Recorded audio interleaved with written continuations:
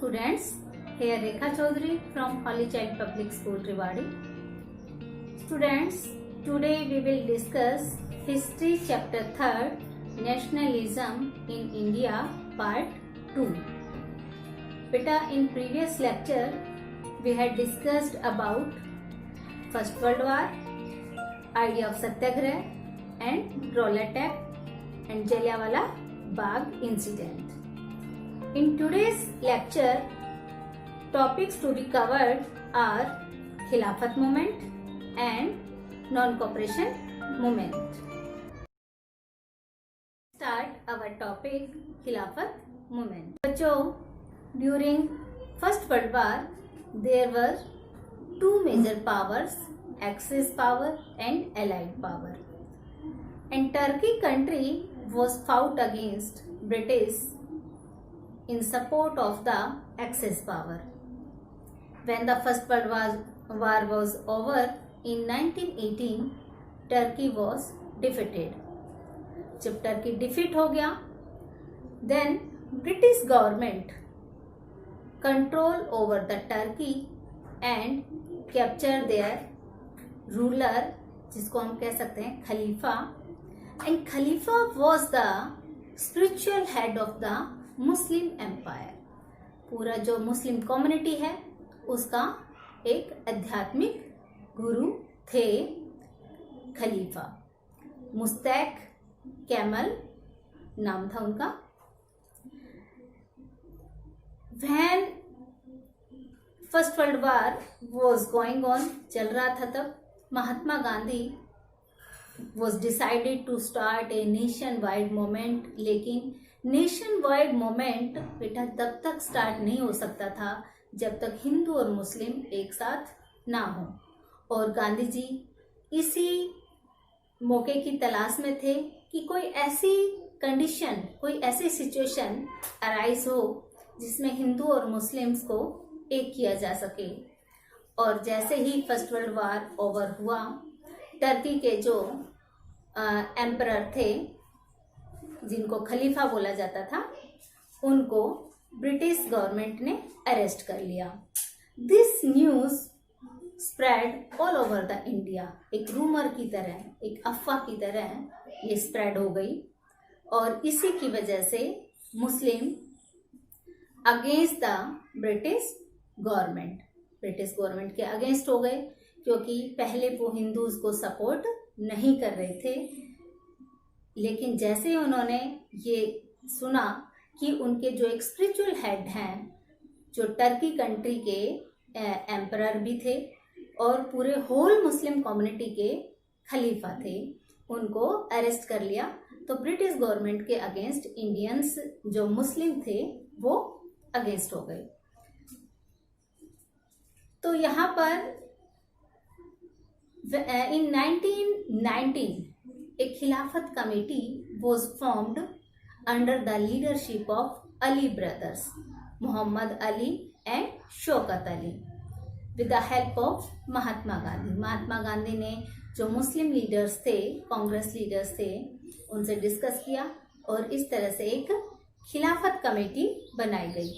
And the main purpose of Khilafat committee to fight against the British government, क्योंकि जो खलीफा उन्होंने arrest कर लिया था उसकी वजह से उन्होंने एक खिलाफत मूवमेंट स्टार्ट करने का डिसीजन लिया और ब्रिटिश गवर्नमेंट के अगेंस्ट लड़ाई लड़ने का पूरा निर्णय लिया गया. तो बेटा खिलाफत मूवमेंट वो started from 1 January 1921 with the same date of non-cooperation movement. Now the next topic, what is non-cooperation movement and who started this movement? In Gandhiji's book Hind Swaraj, Gandhi ji ने अपनी एक बुक लिखी थी 1909 में, हिंद स्वराज. उन्होंने अपनी बुक में लिखा था कि Britishers are ruled in India with the help of Indians.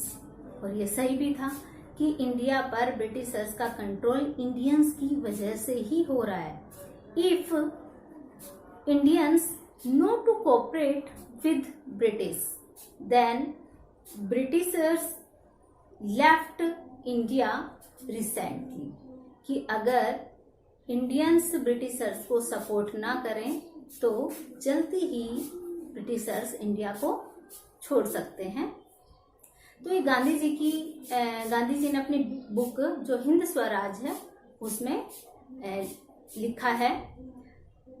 तो इसी को गांधी जी का माइंड में पहले चल ही रहा था एक नेशन वाइड मूवमेंट स्टार्ट करने का। तो गांधी जी ने इस सिचुएशन का फायदा भी उठाया कि मुस्लिम्स ने खिलाफत मूवमेंट स्टार्ट करने का डिसीजन लिया। Same date Gandhi ji started a nation wide movement that is known as non cooperation movement. Non cooperation means no to cooperate with British. अब यहाँ पर no to cooperate with British का मतलब है कि जो भी ब्रिटिशर्स के गवर्नमेंट सर्विसेज हैं, स्कूल्स हैं, ऑफिसेज हैं, इनमें वर्क नहीं करने के लिए मना कर देना। तो ये एक नॉन कोऑपरेशन मूवमेंट था।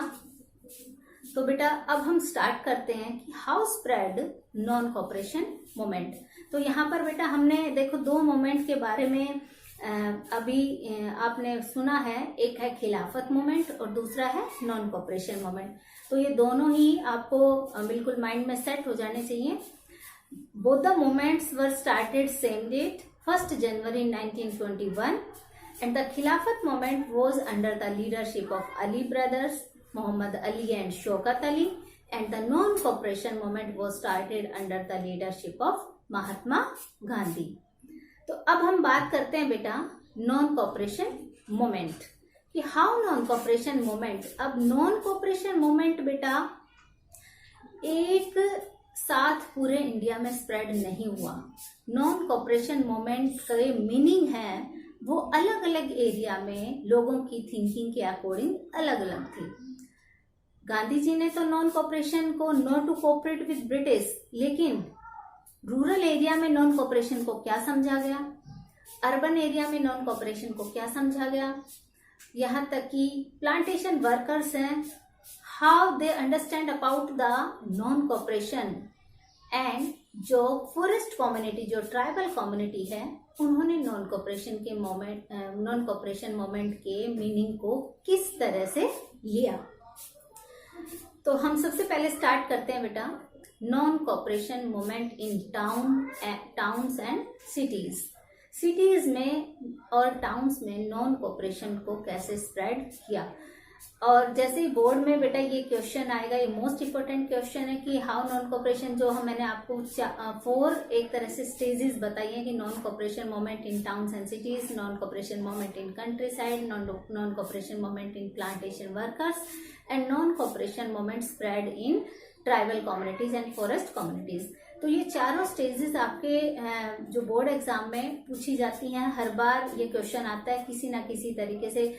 इनमें से चारों स्टेजेस एक साथ नहीं पूछते, कभी 2 पूछते हैं, कभी 3 पूछते हैं। तो अब हम स्टार्ट कर रहे हैं non cooperation movement in cities and towns. Cities and towns में नॉन कोऑपरेशन का मीनिंग क्या था, जो एग्जैक्ट मीनिंग गांधी जी ने जो बताया था कि no to cooperate with British, ये ही नॉन कोऑपरेशन को टाउन्स और सिटीज में इसका यूज किया गया। स्टूडेंट्स, एजुकेटेड जो हमारा फोर्सेस वर्क फोर्स था, एक तरह से जो एजुकेटेड पर्सन्स थे, ठीक है, जो लॉयर्स थे, दे बॉयकॉट द ब्रिटिश ऑफिसेज।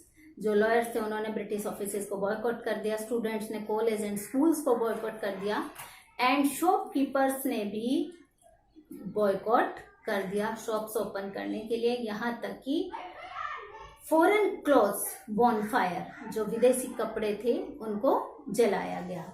इस तरह से नॉन कोऑपरेशन मूवमेंट को टाउन और सिटीज में चलाया। तो एक सीरीज में नॉन कोऑपरेशन मूवमेंट चला। 1921 से स्टार्ट हुआ था 1 जनवरी, लेकिन 1922 में ही ये कॉल्ड ऑफ कर दिया गया। उसके पीछे रीजन था कि non cooperation movement started with non violence. एक अहिंसा, नॉन वायलेंस का मतलब है no use of any types of arms, किसी भी तरह के हथियार का यूज नहीं करना। अब नॉन वायलेंस मोमेंट था, लेकिन जैसे ही नॉन कोऑपरेशन मोमेंट का एक तरह से मैसेज स्प्रेड हुआ, तो कुछ एरियाज में non violence moment convert into violence. वो कैसे हुआ कि यूपी में जो गोरखपुर डिस्ट्रिक्ट है, वहां पर चोरी चौरा प्लेस है। चोरी चौरा प्लेस में इंडियंस ने ब्रिटिश के अपोजिशन में एक पुलिस चौकी, जिसमें 22 पुलिसमैन बर्न्ड अलाइव, 22 पुलिसमैन को बर्न कर दिया गया, जिसमें 21 कांस्टेबल एंड 1 हेड कांस्टेबल, इस तरह से 22 पुलिसमैन को जिंदा जला दिया गया, जिसकी वजह से a non cooperation moment convert into जिसकी वजह से non violence moment convert into violence. तो गांधी जी ने इस इंसिडेंट के बारे में जब सुना, तो गांधी जी को लगा कि जो ये सत्याग्रह है, क्योंकि गांधी जी के जो भी मोमेंट्स थे वो सत्याग्रह मूवमेंट थे, नॉन कोऑपरेशन भी एक सत्याग्रह मूवमेंट था। तो गांधी जी को लगा कि सत्याग्रही को अभी ट्रेंड करने की जरूरत है कि how to start the movement, उस मूवमेंट को स्टार्ट कैसे करें। गांधी जी का मतलब किसी भी तरह की आर्म्स का यूज करना नहीं था। गांधी जी का मतलब था नो टू कोऑपरेट, भी ब्रिटिश को कोऑपरेट मत करो, लेकिन आर्म्स का यूज नहीं करना, ये उनकी थिंकिंग थी। But the moment was convert into violence. So in 1922 after the incident of चोरी चौरा प्लेस, इस नॉन कोऑपरेशन मूवमेंट को विड्रॉ किया गया। विड्रॉ का मतलब होता है वापस ले लिया गया, बंद कर दिया गया। तो इस तरह से नॉन कोऑपरेशन मूवमेंट 1921 में स्टार्ट हुआ और 1922 में ऑफ भी हो गया, और इस नॉन कोऑपरेशन मूवमेंट के साथ ही खिलाफत मूवमेंट भी ऑफ हो गया। तो हम बात कर रहे थे कि नॉन कोऑपरेशन मूवमेंट है वो सिटीज में कैसे चला। तो सिटीज में गांधी जी को काफी सपोर्ट किया गया। जो लिक्वायर शॉप्स थी वो पिकेटेड कर दी गई। स्टूडेंट्स ने कॉलेज और यूनिवर्सिटीज और स्कूल्स हैं उनको बॉयकॉट किया। लॉयर्स ने जो लॉयर प्रैक्टिसेस थी उनको बॉयकॉट किया। लेकिन ये सारी इस तरह की जो सिचुएशन थी वो लॉन्ग टर्म नहीं हो पाई, क्योंकि और कोई अर्निंग का रिसोर्सेज नहीं था जिससे वो अपने फैमिली को एक तरह से फैमिली को सरवाइव करवा सके। इसलिए धीरे धीरे कुछ महीनों के बाद में वापस लोग अपने सर्विसेज पर जाना स्टार्ट कर दिया। तो यहाँ पर हम कवर कर चुके हैं कि how non cooperation movement spread in towns and cities. अब हम बात करते हैं बेटा how non cooperation movement spread in country side. Country side means village area. अब विलेज एरिया में इन 1920 में पंडित जवाहरलाल नेहरू ने जो अवध है, ठीक है, अवध में इस मैसेज को नॉन कोऑपरेशन मूवमेंट के मैसेज को कन्वे करने के लिए विलेज टू विलेज टूर कर रहे थे।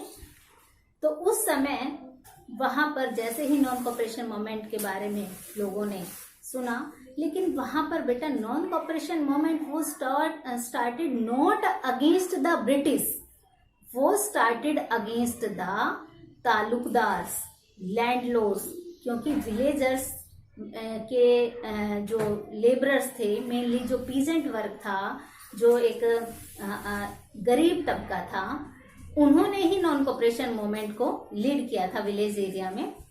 और वहाँ जो नॉन कोऑपरेशन मूवमेंट लीड कर रहे थे वो थे बाबा रामचंद्र सन्यासी, जो एक फिजी कंट्री से इंडेंजर्ड लेबर का वर्क करके इंडिया वापस आए थे।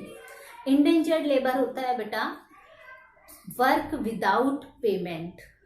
कि फिजी में क्या करते थे, पहले ब्रिटिशर्स इंडिया से और अफ्रीका से लेबर को यहाँ से ट्रांसपोर्ट कर देते थे, बेच देते थे, और अदर कंट्रीज में वो काम करने के लिए उन्हें भेजा जाता था। तो ऐसे ही उनका कुछ टेन्योर होता था 5 to 10 ईयर्स का। तो जो बाबा रामचंद्र सन्यासी थे, ये भी फिजी कंट्री में एक इंडेंजर्ड लेबर का वर्क करके आए थे, जो अवध में नॉन कॉपरेशन मूवमेंट स्टार्ट करने का लीड कर रहे थे। लेकिन विलेज एरिया में जो नॉन कॉपरेशन मूवमेंट स्टार्ट हो रहा था, उसका मेन पर्पस ब्रिटिश गवर्नमेंट के अगेंस्ट नहीं था स्टार्ट करना, against the taluqdar, landlords and pattidars. अब ये तालुकदार, पट्टीदार्स एंड लैंडलॉर्ड्स क्यों है? क्योंकि डिफरेंट एरिया में जो लैंडलॉर्ड्स थे, गुजरात में पट्टीदार्स बोला जाता था, जैसे इधर नॉर्थ इंडिया में उन्हें तालुकदार्स बोला जाता था, जमींदार बोला जाता था। वो इनके अगेंस्ट क्यों थे? क्योंकि ये ही पुअरर से रेंट लेते थे, ये ही उनसे टैक्स लेते थे और इन्हीं को टैक्स पे करना पड़ता था। तो उन्हें ये लगता था कि ये ही उनसे टैक्स ले रहे हैं, क्योंकि ब्रिटिश गवर्नमेंट इनडायरेक्ट वे से लैंडलॉर्ड से टैक्स डायरेक्ट वे से लैंडलॉर्ड से टैक्स कलेक्ट करती थी, पीजेंट से टैक्स कलेक्ट नहीं करती थी। तो पीजेंट लैंडलॉर्ड्स को देते थे या तालुकदार्स को देते थे, और तालुकदार उनमें से कुछ शेयर अपना रख लेते थे और कुछ ब्रिटिश गवर्नमेंट को रख देते थे। तो इसलिए जो विलेज एरिया में जो मूवमेंट स्टार्ट हुआ वो लैंडलॉर्ड्स के अगेंस्ट था, उनकी मेन लड़ाई जमींदारों के विरुद्ध थी। और ऐसे ही नाई धोबी बंद, इन्होंने भी नॉन कॉपरेशन मूवमेंट को स्टार्ट किया विलेज एरिया में। नाई में यहाँ पर बेटा कास्ट से रिलेटेड बात कर रही हूँ। उनका मेन पर्पस ये था क्योंकि उन्हें जो उनके प्रिविलेजेस राइट्स थे, जो राइट बाय बर्थ होते हैं, जो उनका एक सर्विसेज की एक ट्रेडिशनल सर्विस जो करते थे उस समय, आजकल तो कोई भी एक ऑक्यूपेशनल मोबिलिटी हो गई है, कोई भी किसी तरह का वर्क है वो ऑप्ट कर लेता है। लेकिन पहले क्या होता था, कास्ट के अकॉर्डिंग उन्हें वर्क मिलता था। तो कुछ ऐसे फैमिलीज होती थी कि उन्हें उनकी सर्विसेज से डिप्राइव्ड कर दिया गया था, इसलिए उन्होंने भी लैंडलॉर्ड्स के अगेंस्ट मूवमेंट स्टार्ट किया। और इस ही मोमेंट्स के जब मूवमेंट स्टार्ट कर रहे थे, तो जो मैं बता रही थी कि जवाहरलाल नेहरू जब आंध्र प्रदेश के और डिफरेंट रीजन के अवध के जब टूर कर रहे थे, तो वहाँ पर अवध किसान सभा 1920 में बनाई गई ताकि नॉन कॉपरेशन मूवमेंट को एक सही दिशा दी जा सके। तो बेटा इस तरह से नॉन कॉपरेशन मूवमेंट वो स्टार्टेड इन कंट्री साइड। तो आपने दो यहाँ पर बेटा आपने दो जो एरियाज हैं उनके बारे में नॉन कॉपरेशन का पढ़ चुके हो आप। Non cooperation movement in cities and non cooperation movement in country side. Next, start in plantation workers. अब यहाँ पर बेटा प्लांटेशन वर्कर्स, उन प्लांटेशन वर्कर्स की बात हो रही है जो असम में टी प्लांटेशन का वर्क करते थे। और वो जो प्लांटेशन वर्कर्स थे उनको 4 स्क्वायर वॉल में क्लोज्ड करके रखा जाता था, मतलब 4 दीवारी में बंद करके रखा जाता था। But when they listen about the non cooperation movement, they thought that Swaraj would come. उन्हें ये लगा कि स्वराज आ गया, गांधी राज वुड कम।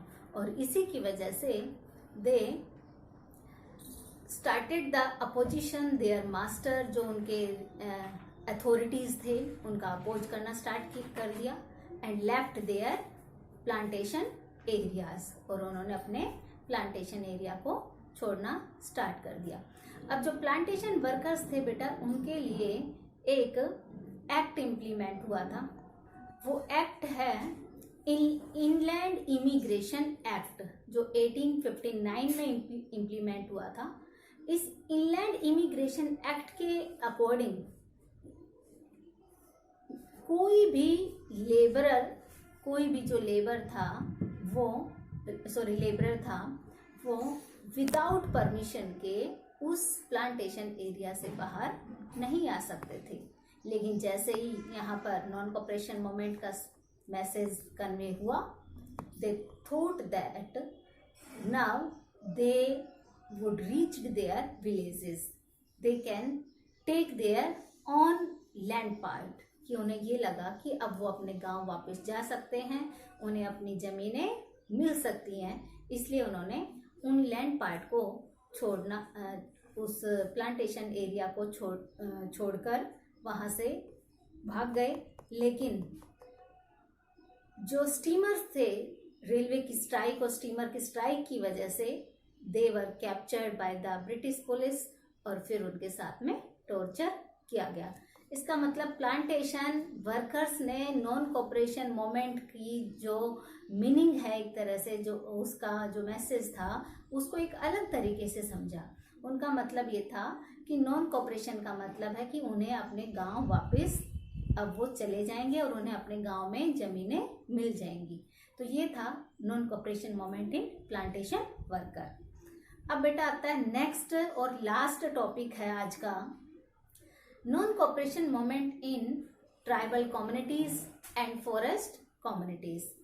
अब यहाँ जो स्टोरी है बेटा वो है एक ट्राइबल बाबा गुद्दन हिल्स जो आंध्र प्रदेश में है। गुद्दन हिल्स की ट्राइबल जो कम्युनिटी वहाँ पर लिव करती थी, वहाँ की एक छोटा सा एक स्टोरी है। The tribal community was gorilla community. वहाँ पर एक गोरिल्ला कम्युनिटी थी, tribal community. And when they listen about the non cooperation, जब उन्होंने गांधी जी के नॉन कोऑपरेशन के बारे में सुना, they started the opposition against the Britishers, क्योंकि ट्राइबल कम्युनिटीज के ऊपर भी ब्रिटिशर्स ने बहुत ज़्यादा रिस्ट्रिक्शंस लगाई हुई थी। उन्हें फॉरेस्ट एरिया में एंट्री करना प्रोहिबिट्स था, और क्योंकि उनका मेन जो लाइवलीहुड था वो फॉरेस्ट एरिया पर डिपेंड था, वहीं से वो अपना वो अर्निंग के रिसोर्सेज जो भी फॉरेस्ट जो रिसोर्सेज थे वो अवेलेबल करते थे। लेकिन जब ब्रिटिश गवर्नमेंट ने उनको ब्रिटिश गवर्नमेंट ने जब उन पर रिस्ट्रिक्शंस लगा दी, तो इस वजह से वो ब्रिटिश गवर्नमेंट के अगेंस्ट थे। But when they listen about the non cooperation movement, they start the opposition and they start the movement against the British government। Revolt start कर दिए। अब यहाँ पर जो लीड किया है वो जो ट्राइबल कम्युनिटी के जो लीडर थे अल्लूरी सीताराम राजू। बेटा इस लीडर का नाम आपने क्लास 8th में भी सुना होगा। जो गुरिल्ला मूवमेंट है, ट्राइबल कम्युनिटी है, उसके लीडर थे Alluri Sitaram Raju. And Alluri Sitaram Raju declared himself incarnation of God. वो भगवान का दूत मानते थे अपने आप को, और ही ऑलवेज डिक्लेयर्ड, एक तरह से भविष्यवाणी वो करते थे। और दे थॉट दैट नोबॉडी, कोई भी उन्हें मार नहीं सकता, यहाँ तक कि बुलेट शॉट भी उन्हें नहीं मार सकता। But when these tribal people started the revolt against the Britisher and fired the British offices and the post offices and the railway stations, then Alluri Sitaram Raju in 1924 captured and executed to him। उसे पकड़ लिया गया और 1924 में उसे फांसी दे दी गई। तो बेटा अब हमने ये 4 स्टेजेस हैं उसके बारे में डिस्कस किया है। पहले हमने डिस्कस किया कि नॉन कोऑपरेशन का मीनिंग क्या था, no to cooperate with British government. और फिर नॉन कोऑपरेशन मूवमेंट स्टार्ट कब हुआ, 1921 में स्टार्ट हुआ था और कॉल्ड ऑफ 1922 में हुआ। उसका रीज़न क्या था? उसका रीज़न ये था कि नॉन वायलेंस जो एक मोमेंट स्टार्ट किया गया था कन्वर्ट इनटू वायलेंस। तो आपने ये 4 स्टेजेस पढ़ ली हैं कि किस तरह से नॉन कोऑपरेशन मूवमेंट टाउन में स्टार्ट हुआ, फिर कंट्री साइड में स्टार्ट हुआ, प्लांटेशन वर्कर में स्टार्ट हुआ और ट्राइबल कम्युनिटीज में स्टार्ट किया गया। तो बेटा यहाँ तक आप अपने नोट्स बना लीजिए और I think you have understand about all the topics. If any doubt then contact to me. Thank you.